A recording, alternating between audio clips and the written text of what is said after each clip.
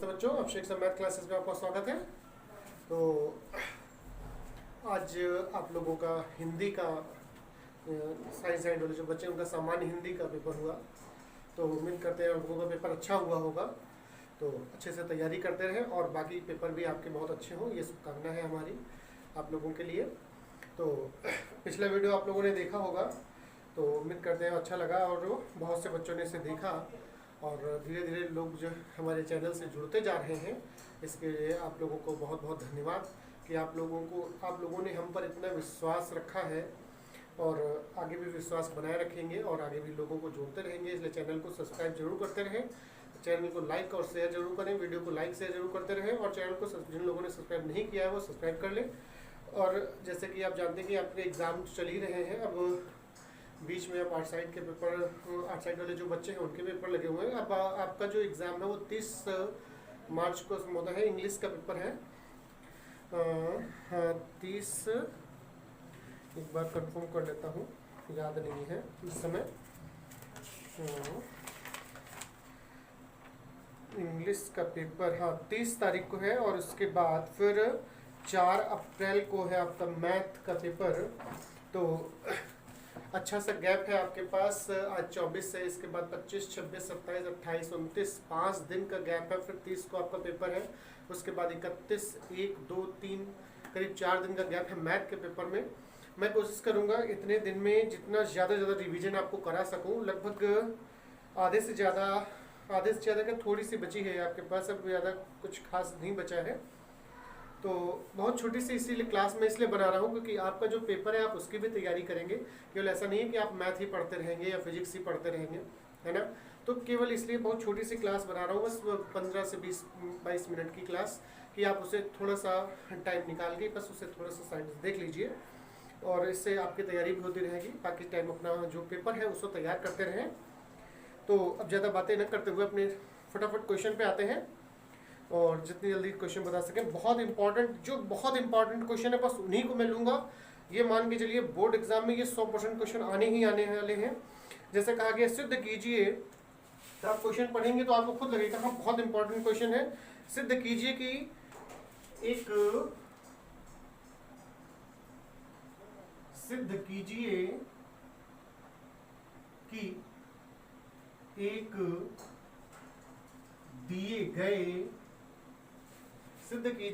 दिए गए वृत्त के अंतर्गत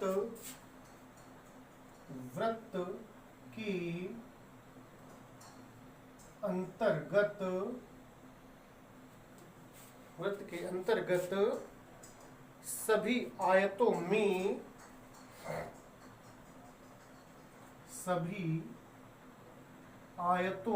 में वर्ग का क्षेत्रफल उच्चतम होता है। वर्ग का क्षेत्रफल उच्चतम होता है। इस क्वेश्चन को बताने से पहले मैं आपको एक छोटी सी चीज बताऊंगा कि उच्चतम और निम्नतम या अधिकतम, और उच्चतम को महत्तम, अधिकतम, या ऐसे जो निम्नतम मान है निम्निष्ठ भी बोलते हैं, उच्चिष्ट मान भी बोलते हैं उच्चतम को। इस प्रकार से भी कई चीजें बोली जाती हैं। जैसे मान लेते हैं, सिंपली एक क्वेश्चन ले लेते हैं। जैसे लिखा हुआ है y बराबर 3x square plus 5x plus 8। कहा गया इसका उच्चतम और निम्नतम मान बताइए। तो उच्चतम और निम्नतम मान कैसे ज्ञात करेंगे हम ये देखेंगे। तो सबसे पहले हम इसका अवकलन करेंगे, तो ये हो जाएगा dy बटा dx। ये केवल समझने के लिए है आप लोगों के लिए। 3x स्क्वायर का अवकलन करेंगे तो 3 इंटू एक्स स्क्वायर का जानते हैं 2x होता है, तो 3 गुना हो जाएगा 6x और प्लस 5। एक बार फिर से अवकलन कर दें तो dy स्क्वायर y बटा dx स्क्वायर बराबर इसका अवकलन होगा 6। क्लियर होगा, 6 हो जाएगा। और उच्चतम, तो एक चीज ये देखेंगे, जब भी D square Y by D X square का मान अगर पॉजिटिव है मतलब धनात्मक है तो मान हमेशा निम्नतम या निम्निष्ठ होगा। क्लियर हुआ। अगर माइनस का है, निगेटिव मान है, तो उच्चिष्ट होगा। इतना बस याद रखना है। अगर पॉजिटिव मान आता है D square Y by D X square का, अगर पॉजिटिव आता है तो निम्निष्ठ होगा और अगर निगेटिव आता है तो उच्चिष्ट होगा। तो सीधी सी बात है, यहाँ पर चेक करने की जरूरत नहीं है। उच्चिष्ट और निम्निष्ट मान के लिए हम dy बाई dx को 0 मानते हैं। dy बाई dx को 0 मानेंगे तो 6x प्लस 5 बराबर 0 होगा। तो 6x बराबर -5 या x बराबर -5/6 हो जाएगा। क्लियर हुआ? मतलब x बराबर -5/6 इसमें मान रखने से इसका मान जो आएगा वो निम्निष्ठ ही आएगा। क्लियर हुआ? क्योंकि यहाँ पे x है ही नहीं तो x की वैल्यू लगाएंगे, x की वैल्यू ऐसे लगा लेते हैं और उसके बाद देखते हैं पॉजिटिव आया या निगेटिव। क्योंकि x है ही नहीं तो ये प्लस का ही 6 रहेगा हमेशा, तो ये निम्निष्ठ मान इस तरह से निकलेगा। निम्निष्ठ और उच्चिष्ट इस तरह से मान निकाले जाते हैं। तो अब यहाँ पर बात हम करेंगे, जो अपना क्वेश्चन दिया गया था कि सिद्ध कीजिए एक दिए गए वृत्त के अंतर्गत। तो एक छोटा सा चित्र बना लेते हैं इसके समझने के लिए। जैसे मान लेते हैं ये एक वृत्त है, ये एक वृत्त है, इसके अंदर एक आयत बना हुआ है। इसके अंदर जो है ये एक आयत बना हुआ है। तो नाम डाल देते हैं इसका ABC और ये D। अगर इसका हम विकर्ण डालें इस तरह से, आयत का विकर्ण, तो चूंकि जानते हैं ये यहाँ पर ये व्यास होगा AC। अच्छा, व्यास कोई कहते जैसे ऐसे बना दिया जाए। अब ध्यान देखिए जरा, अगर ये आयत है तो इसका जो विकर्ण होगा वो हमेशा केंद्र से ही होकर जाएगा। केंद्र से, अब कोई कहते कि नहीं यहाँ केंद्र नहीं होगा, केंद्र यहाँ होगा, तो ये आयत हो ही नहीं सकता। फिर क्लियर हुआ? आयत अच्छा क्यों नहीं होगा? कक्षा 9 में आपने पढ़ा होगा, कक्षा 9 में आपने पढ़ा होगा, कक्षा 9 और 10 में, कि अर्धवृत्त में बना कोण समकोण होता है। अर्धवृत्त में बना कोण, जो कि आयत है तो आयत के जो अंतःकोण है ये 90 अंश होंगे। क्लियर हुआ? जब 90 अंश है तो मतलब सीधी सी बात AC जो है ये विकर्ण होगा। तो जो इसका केंद्र होगा इसी पर होगा। इसके मध्य बिंदु पर मान लेते हैं ये O है, इसको दिखाने की जरूरत नहीं है आपको क्वेश्चन में। तो मान लेते हैं यहाँ पर पहले, सबसे पहले मान लेते हैं कि माना वृत्त की त्रिज्या बराबर r। जब वृत्त की त्रिज्या r है तो वृत्त का व्यास क्या होगा? वृत्त का व्यास, व्यास मतलब AC बराबर, व्यास आप जानते हैं त्रिज्या का 2 गुना होता है तो 2r हो जाएगा। अच्छा, अब आयत है तो आयत में लंबाई और चौड़ाई भी मान लें कि माना आयत की लंबाई बराबर L। लंबाई AB है तो AB बराबर L लिख ले, AB बराबर L इस तरह से लिखें, थोड़ा समझ में ज्यादा आएगा। माना आयत की चौड़ाई को हम BC लिख लें, BC बराबर B मान लेते हैं। क्लियर हो गया? तो अब देखेंगे ये वाली जो लंबाई है, ये लंबाई या ये लंबाई एक लिख लेते हैं, ये L है और ये वाली दूरी जो है वो B है, ये R है और ये R मिलके पूरी हो जाएगी 2R। क्लियर हो गया? तो सबसे पहले हम इनमें संबंध निकालते हैं। आप जानते हैं यहाँ पर ये 90 अंश कोण बन रहा है, मतलब ABC जो है ये एक समकोण त्रिभुज है। तो यहाँ लिखेंगे समकोण त्रिभुज ABC में पाइथागोरस प्रमेय से, पाइथागोरस प्रमेय से। तो आप जानते हैं पाइथागोरस प्रमेय कर्ण का वर्ग बराबर लंब का वर्ग प्लस आधार का वर्ग होता है। तो ये हो जाएगा AC स्क्वायर बराबर AB स्क्वायर और plus BC square.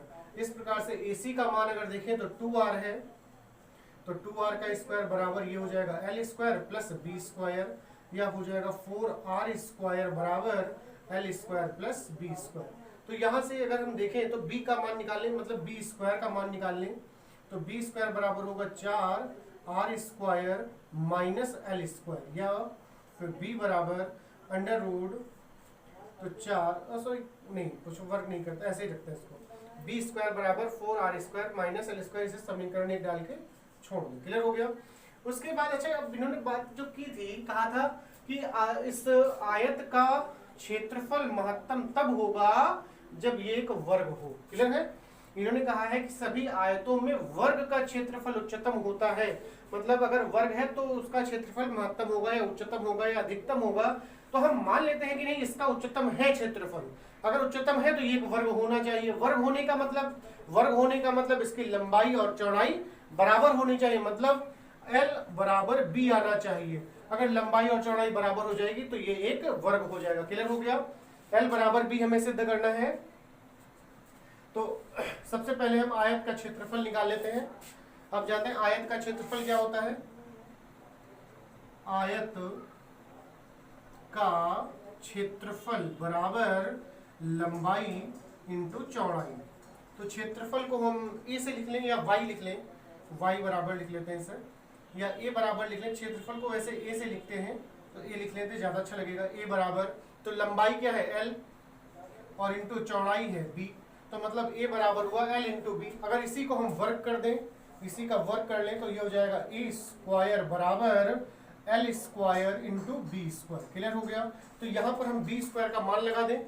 B square का चूंकि हमारे पास मान है 4r square minus L square, यहाँ मान लगाएंगे तो ये हो जाएगा ए स्क्वायर बराबर L square into 4r square minus L square. Clear हो गया। इसकी गुणा भी कर लें तो ए स्क्वायर बराबर, तो ये हो जाएगा 4r square L square minus L की घात 4। क्लियर हो गया। तो अब यहाँ पर अवकलन करेंगे। अवकलन किसके सापेक्ष होगा, तो एल के सापेक्ष अवकलन करते हैं। तो यहाँ लिखेंगे एल के सापेक्ष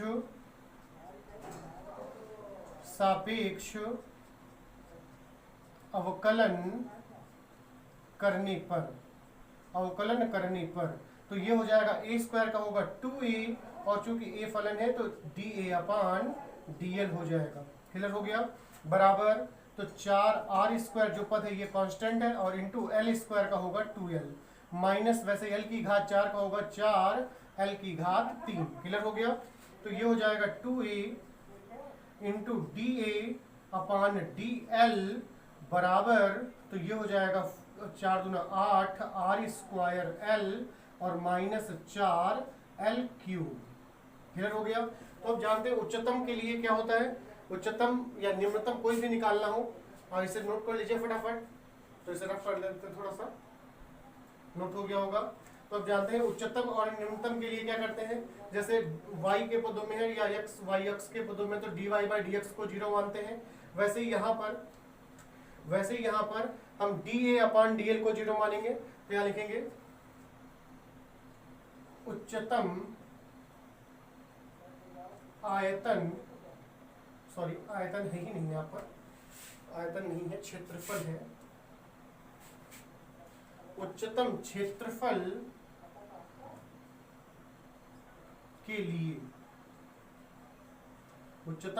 के लिए तो dA अपान dl बराबर 0 हो जाएगा। क्लियर हुआ।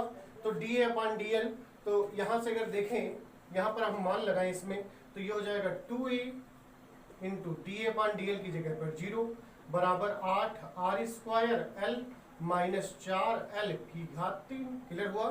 तो ये 0 हो जाएगा, बराबर 8 r square l minus 4 l की घात 3, या इसको पक्षांतर कर दें तो हो जाएगा 4 l की घात 3 बराबर 8 r स्क्वायर l। क्लियर हो गया। तो यहाँ से 4 एकम 4 और 4 दूना 8 कटेगा, एक l कट जाएगा, तो एल स्क्वायर बराबर बचेगा 2r स्क्वायर, या r स्क्वायर बराबर एल स्क्वायर बटा 2। क्लियर हो गया। ये यही r स्क्वायर का मान जो समीकरण 1 हमने मानी थी, जो समीकरण 1 जिसको रखा था उसमें मान लगाएंगे। तो यहाँ लिखेंगे समीकरण 1 में r स्क्वायर का मान रखने पर, तो समीकरण 1 जो मानी थी वो थी बी स्क्वायर बराबर 4r square minus L square. Clear हो गया। बी स्क्वायर बराबर 4r square minus L square. Clear हो गया। तो यहां पर हम अब r स्क्वायर का मान लगाएंगे।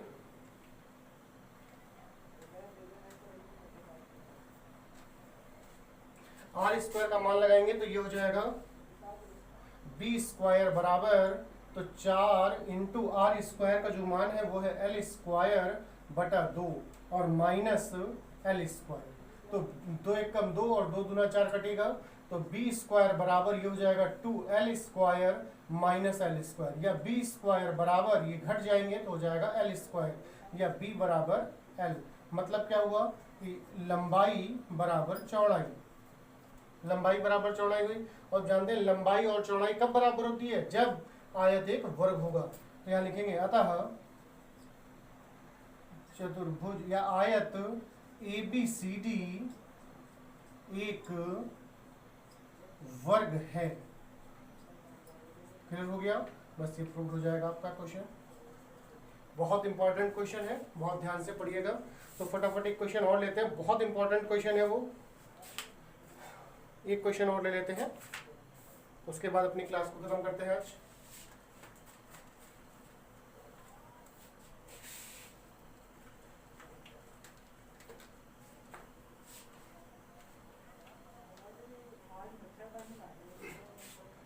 क्वेश्चन कहा गया है कि सिद्ध कीजिए कि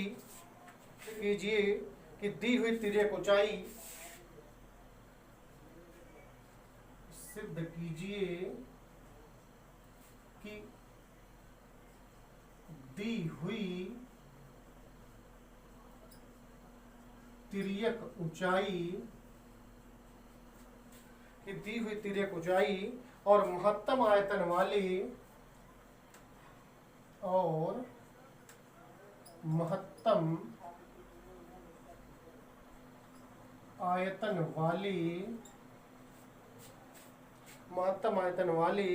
शंकु का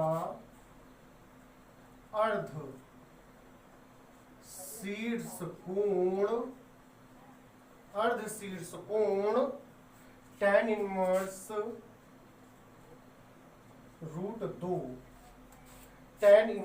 रूट 2 होता है। ये क्वेश्चन कहा गया है, सिद्ध कीजिए कि दी हुई तिर्यक ऊंचाई और महत्तम आयतन वाले शंकु का अर्ध शीर्ष कोण tan इनवर्स रूट 2 होता है। तो सबसे पहले हम काम क्या करेंगे, एक हम शंकु बना लेंगे, इसमें से एक शंकु बना लेते हैं। ये हो गया हमारा एक शंकु, कुछ ऐसा बनता है शंकु। ये इसमें लंबवत ऊंचाई डाल दें, तो अगर नाम डालें ए, ये बी, ये सी और ये बिंदु है ओ। क्लियर हो गया? तो इसकी शंकु की कहा गया तिर्यक ऊंचाई दी हुई है, तिर्यक ऊंचाई को एल मान लें, तो और अर्ध शीर्ष कोण को हम थीटा मान लेते हैं इसका, और ऊंचाई को एच मान लें, और जो इसकी त्रिज्या है आधार की उसे हम आर मान लें। तो इसी सब चीजों को हम पहले नोट कर लेंगे कि माना शंकु की ऊंचाई h तथा आधार की त्रिज्या r है। माना शंकु का अर्ध शीर्ष कोण थीटा है, और शंकु की तिर्यक ऊंचाई कहा गया था, सिद्ध कीजिए कि दी हुई तिर्यक ऊंचाई मतलब तिर्यक ऊंचाई दी गई है। तो अब तिर्यक ऊंचाई को मानेंगे नहीं, सीधे लिखेंगे कि शंकु की तिर्यक ऊंचाई बराबर एल। इसमें माना शब्द नहीं लिखेंगे, बस सीधे लिखेंगे शंकु की तिर्यक ऊंचाई बराबर एल। तो अब सबसे पहले हम बात करें तो इसमें संबंध निकाल लेते हैं थीटा के पदों में। ये एच और आर की हमें जरूरत पड़ेगी जब भी आयतन निकालेंगे। शंकु का आयतन आप जानते हैं क्या होता है, 1/3 पाई आर स्क्वायर एच।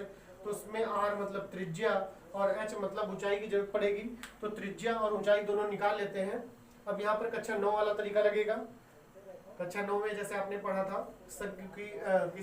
किसी समकोण त्रिभुज में उसके त्रिकोणमितीय अनुपात और भुजाओं में जो संबंध होता है उस तरीके से। तो यहाँ लिखेंगे त्रिभुज AOB में आप जानते हैं साइन थीटा बराबर क्या होता है, लंब बटा कर्ण होगा। क्लियर है? तो साइन थीटा बराबर, तो लंब क्या होगा जानते हैं, जैसे 90 अंश नहीं, जो कोण हमें ज्ञात करना होता है उसके सामने की भुजा को लंब कहते हैं। क्लियर हुआ? और 90 अंश के सामने की भुजा को कर्ण कहा जाता है। तो इस प्रकार से यहाँ देखें लंब जो है वो है R और बटा जो कर्ण है वो है L, क्योंकि 90 यहाँ पर बन रहा है, ये हो गया L। तो R बराबर L साइन थीटा होगा। क्लियर हो गया? वैसे ही पुनः पुनः त्रिभुज AOB में। अब की बार cos थीटा ले लेते हैं।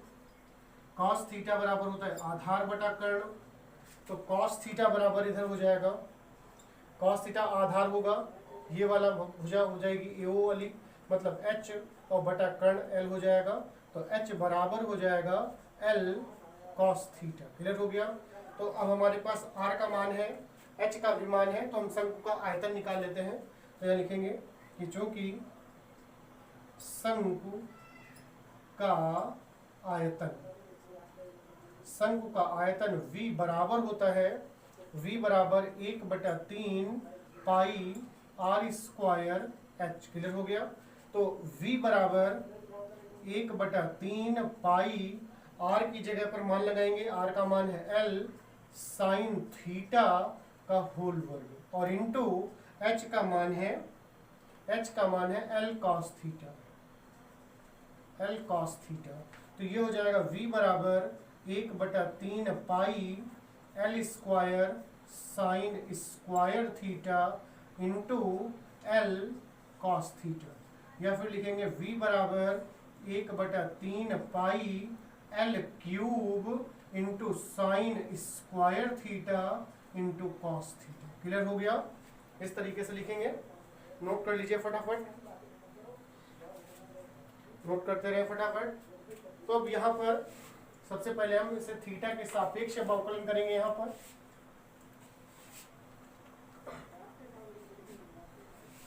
थीटा के सापेक्ष अवकलन करेंगे, यहाँ लिखेंगे कि थीटा की सापेक्ष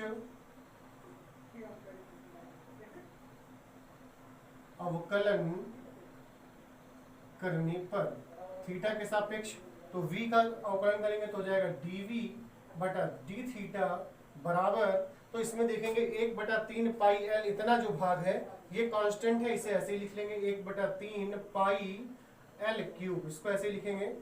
अब हम इसका जो बचा हुआ पद है इसका अवकलन करेंगे, तो इसमें प्रथम और द्वितीय पद लगेगा, तो ये मान लेते हैं प्रथम पद है और ये हमारा द्वितीय पद है। तो क्या होता है फॉर्मूला, प्रथम पद मतलब साइन स्क्वायर थीटा इंटू द्वितीय पद का अवकलन, तो कॉस थीटा का अवकलन माइनस साइन थीटा होगा, और प्लस फिर द्वितीय पद मतलब कॉस थीटा और इंटू प्रथम पद का अवकलन करेंगे, तो मतलब प्रथम पद है साइन स्क्वायर थीटा।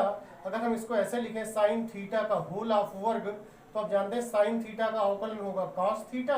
अगर ये साइन स्क्वायर थीटा ना होकर यहाँ पर केवल x होता, अगर x होता तो x स्क्वायर कहलाता, और x स्क्वायर का अवकलन क्या होता है 2x होता है, क्योंकि x ना होकर यहाँ पर था साइन थीटा, तो x की जगह पर साइन थीटा, तो साइन स्क्वायर थीटा का जो अवकलन है वो हो जाएगा, साइन स्क्वायर थीटा का जो अवकलन है वो 2 साइन थीटा कॉस थीटा हो जाएगा। तो यहाँ लिखेंगे 2 sine theta into cos theta. Clear हुआ। तो dv बटा d थीटा बराबर 1/3 पाई l क्यूब, और इंटू ये हो जाएगा माइनस साइन क्यूब थीटा और plus 2 sine theta into cos square theta. Clear हो गया। क्लियर है यहाँ तक। उसके बाद कहा था इन्होंने उच्चतम आयतन की बात की है, तो उच्चतम आयतन के लिए जब निकालेंगे तो उच्चतम या महत्तम या अधिकतम या उच्चिष्ट, ये सब एक ही शब्द के रूप है, अलग अलग पर्यायवाची जैसे है। तो यहाँ पर लिखेंगे उच्चतम आयतन के लिए, उच्चतम आयतन के लिए तो dv बटा d थीटा बराबर 0 होगा। उच्चतम कहा जाए या निम्नतम कहा जाए, कोई भी कहा जाए यहाँ पर, तो जो dv अपॉन d थीटा या dy अपॉन dx या जो भी ये अवकल गुणांक है यहाँ पर, तो उसका मान 0 हो जाएगा। ठीक है ना। तो यहाँ पर मान लगाएंगे तो हो जाएगा 1/3 पाई l स्क्वायर इंटू ये माइनस का साइन क्यूब थीटा और plus 2 sine theta into cos square theta बराबर 0 होगा। हम इस पूरे पद को उधर भेज दें तो 0 बटा हो जाएगा, तो 0 बटा कुछ भी हो 0 ही रहता है, तो ये हो जाएगा माइनस का sine cube theta plus 2 sine theta into cos square theta बराबर 0। इसको पद को उधर पक्षांतर कर दें तो जाएगा माइनस साइन क्यूब थीटा बराबर, ये उधर जाएगा माइनस हो जाएगा 2 sine theta into cos square theta. तो माइनस और माइनस कट जाएगा, एक यहाँ से साइन कट जाएगा, तो इधर जब साइन कट जाएगा तो यहाँ बचेगा साइन स्क्वायर थीटा बराबर, इधर साइन कट गया तो बचेगा 2 कॉस स्क्वायर थीटा। क्लियर हो गया? कॉस स्क्वायर को पक्षांतर कर दें तो ये हो जाएगा साइन स्क्वायर थीटा बटा कॉस स्क्वायर थीटा बराबर 2, और साइन बटा कॉस होता है tan, मतलब साइन स्क्वायर थीटा बटा कॉस स्क्वायर थीटा होगा tan स्क्वायर थीटा बराबर 2। वर्गमूल कर दें इसका तो tan थीटा बराबर 2 का वर्गमूल होगा √2, या थीटा बराबर tan इनवर्स √2। ये है हमारा अर्धशीर्ष कोण। क्लियर हो गया? थीटा बराबर tan इनवर्स √2, ये प्रूव्ड हो जाएगा। क्लियर हो गया? तो उम्मीद करते हैं आप लोगों को क्वेश्चन समझ में आ गया होगा। नोट कर लीजिए फटाफट,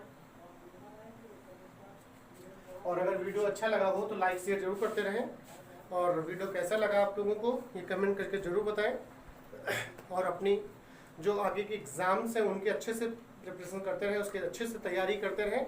और ये छोटा सा जो वीडियो हम बना रहे हैं बस 20-25 मिनट का, या 20-25 मिनट नहीं होगा, थोड़ा सा कम ही होगा, 20 मिनट के आसपास। तो इतना टाइम निकाल के इसको थोड़ा सा देखते रहें तो आपको मैथ में अच्छे भी नंबर आएंगे। तो उम्मीद करते हैं आप लोगों को वीडियो अच्छा लगा होगा, तो लाइक शेयर जरूर करते रहें, और चैनल को सब्सक्राइब न किया हो तो चैनल को सब्सक्राइब कर लें। तो स्वस्थ रहें, मस्त रहें, व्यस्त रहें। धन्यवाद क्लास।